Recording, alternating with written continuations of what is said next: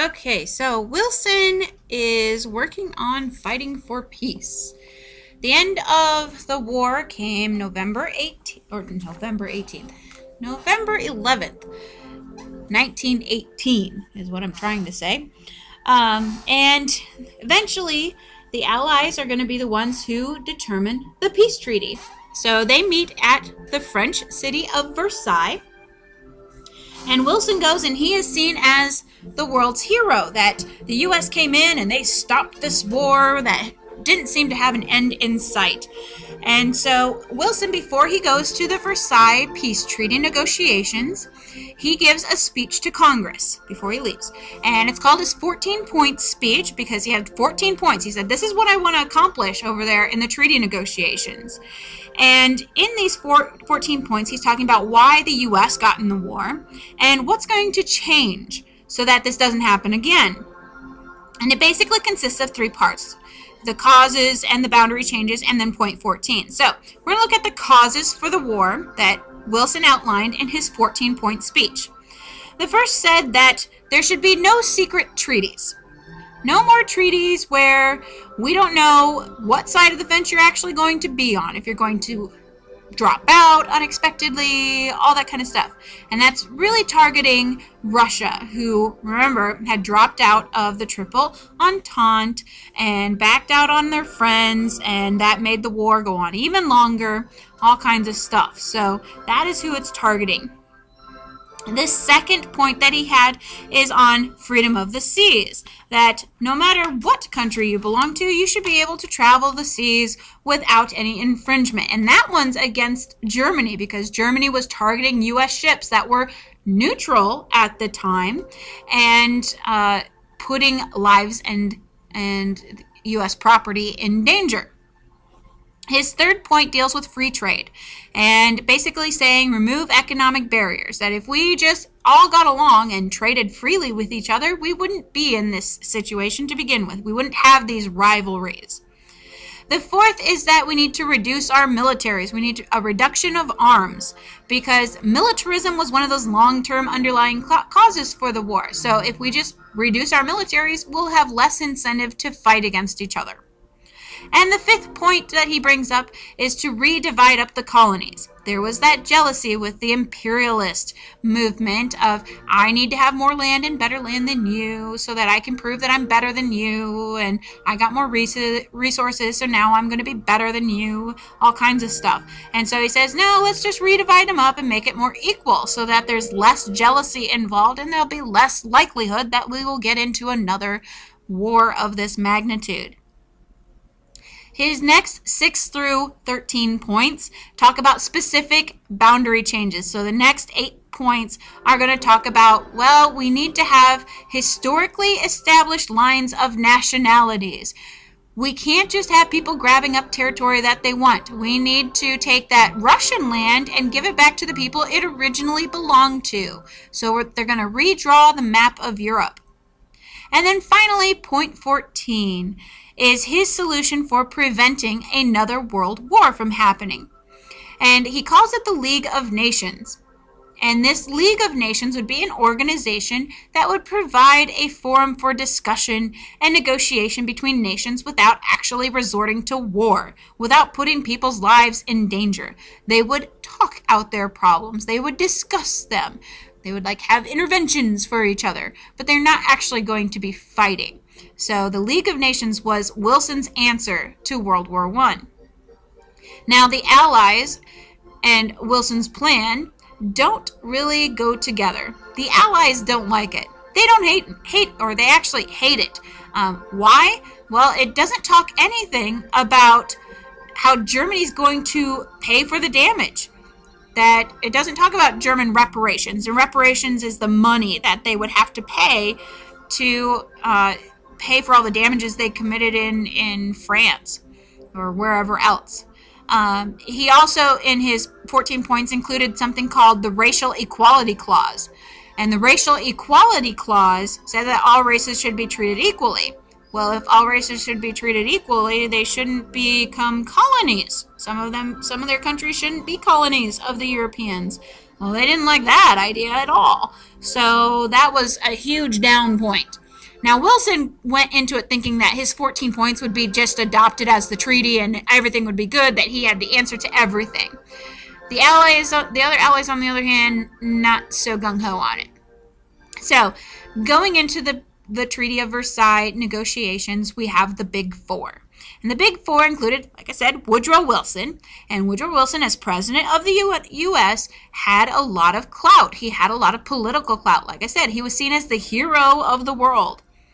He's also very optimistic. He really pushes his 14 points. He really sees it as being the answer to everything that went wrong and that led into World War I. But what's going to happen is that Wilson is going to have to end up giving up most of his 14 points just so that he can keep the League of Nations.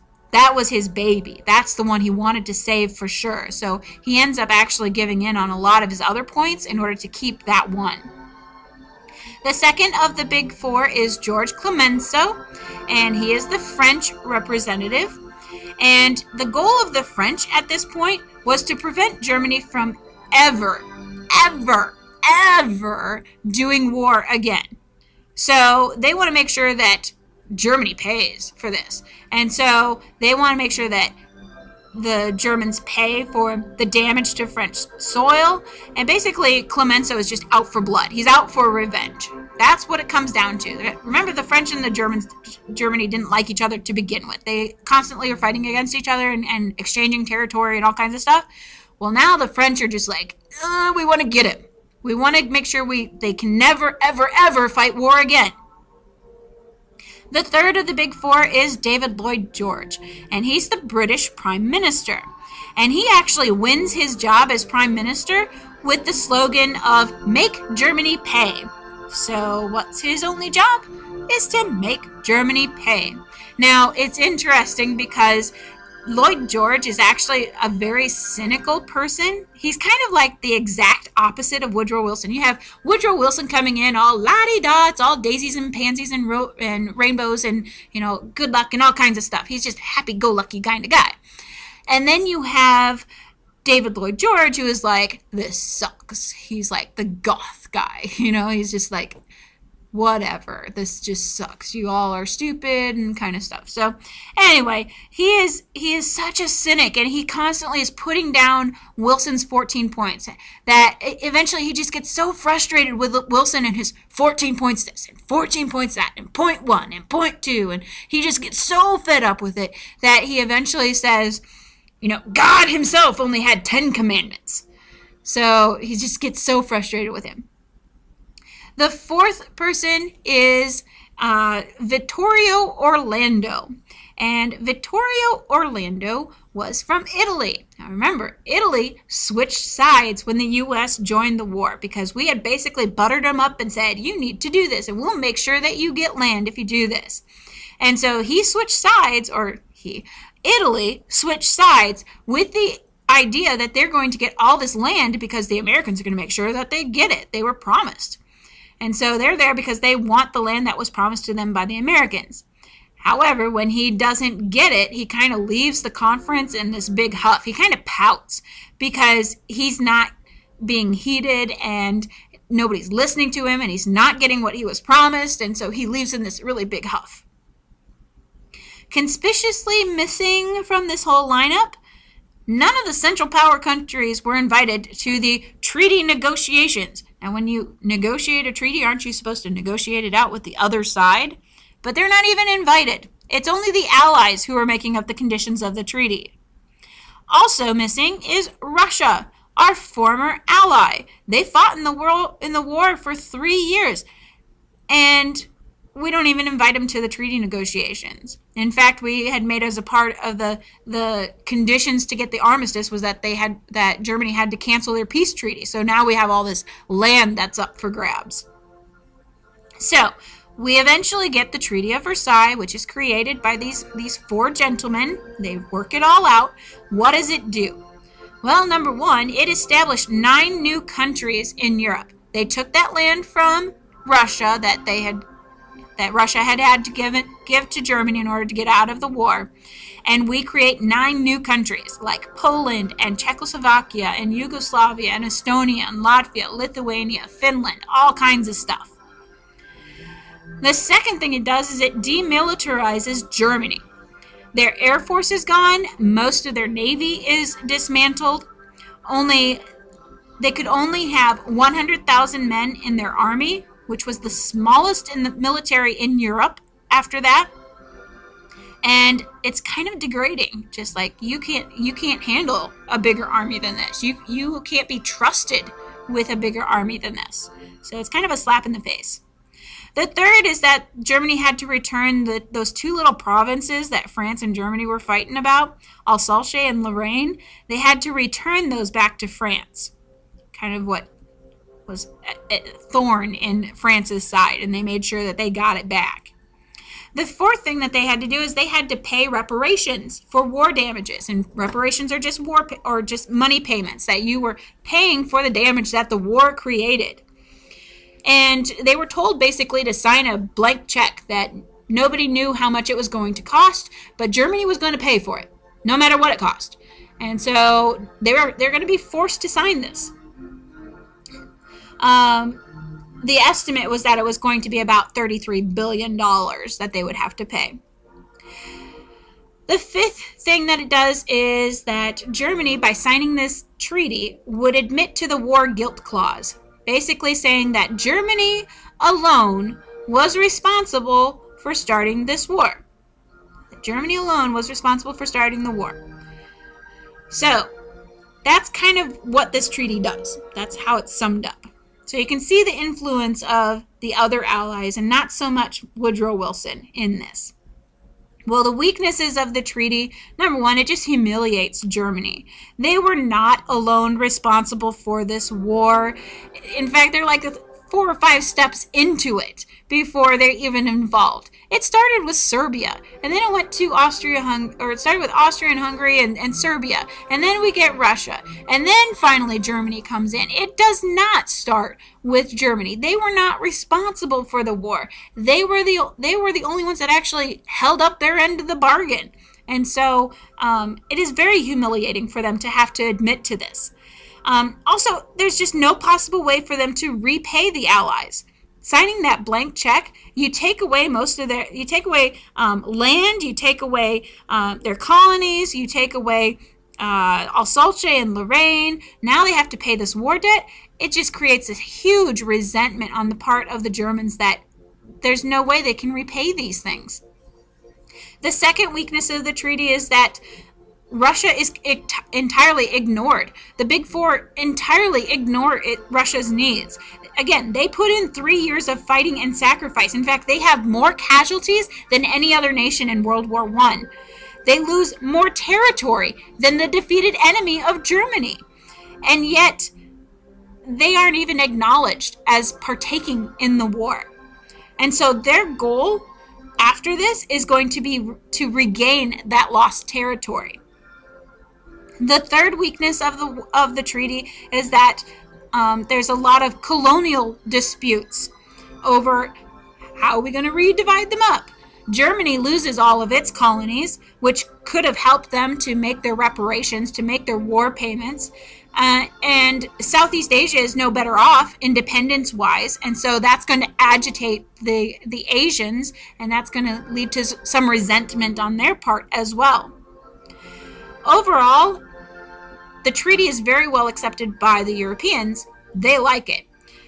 But there's a lot of opposition to the treaty on the part of the Americans.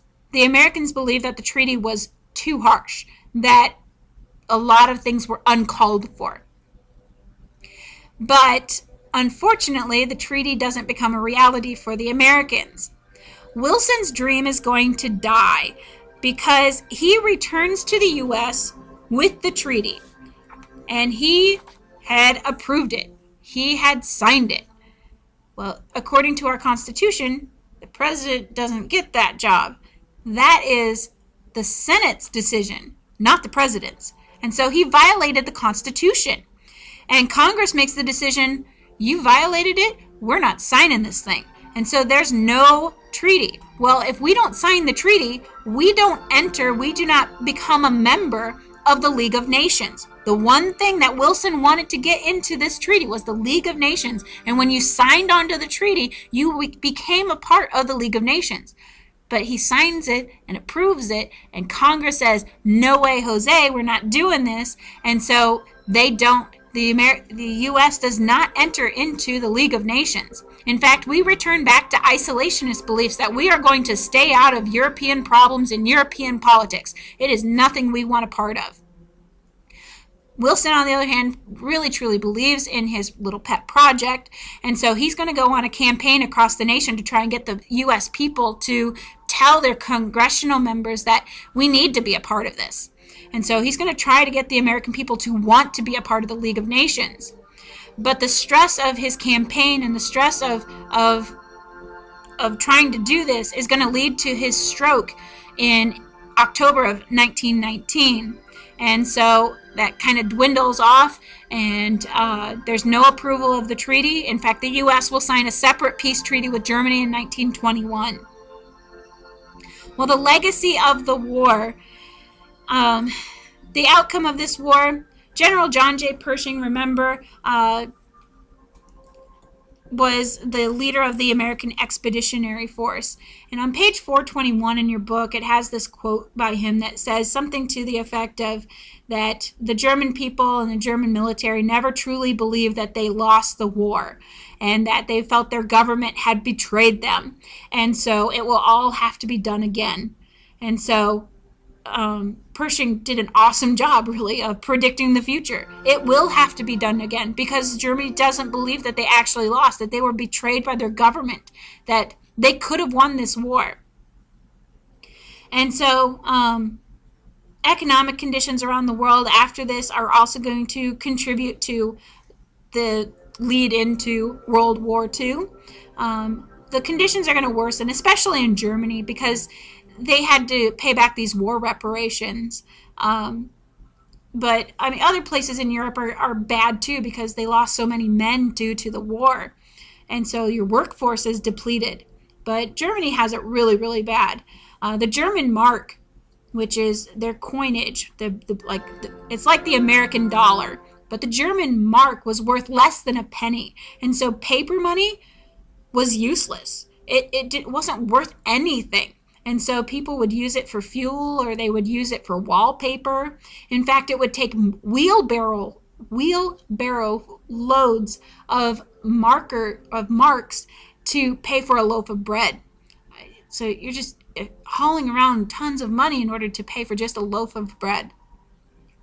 The end of the war, by the end, roughly 10 million will be dead, and that's just military dead. That's not including civilian dead. Because remember, the blockade was responsible for 750,000 civilian dead in Germany. But new powers that will emerge from World War I, the Soviet Union, which used to be Russia, but after its revolution it becomes the Soviet Union, the United States, and Japan. The old powers that kind of dwindled out because their economies were gone, they just don't have the military power anymore, the economic power, are going to be Germany, Great Britain, and France. And so we're going to see those old powers want to regain their power, and the new powers kind of stretching their muscles a little bit.